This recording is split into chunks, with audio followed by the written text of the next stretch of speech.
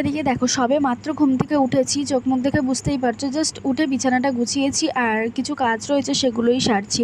তো তোমাদেরকে দেখাই ঈশিতা কী করছে। এই যে ইনিও কিন্তু এই মাত্রই ঘুম থেকে উঠেছে, আর ওঠা মাত্রই শুরু হয়েছে লিপস্টিক পরা।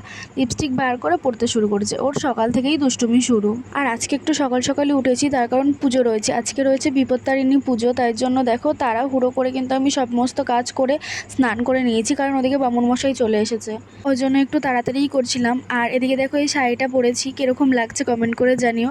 আর এদিকে শাশুড়ি মাও তাড়াতাড়ি করে আমাকে একটু গুছিয়ে টুছিয়ে দিল, তো আমি সমস্ত কিছু নিয়ে চলে গেলাম পুজো দিতে।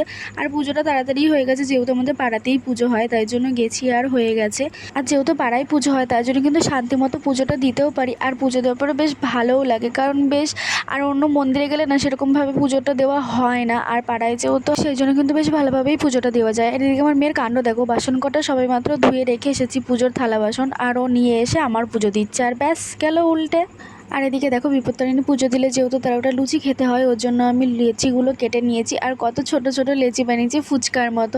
বেশি বড় বানালে আমি যেহেতু খেতে পারবো না, ওর জন্য ছোট ছোটোই বানিয়েছি। আর এদিকে হচ্ছে লুচি কয়েকটা বানাবো বলে করেছি, আর এদিকে দেখো ওই দুটো পাশাপাশি রেখে কতটা ছোট, তাই না?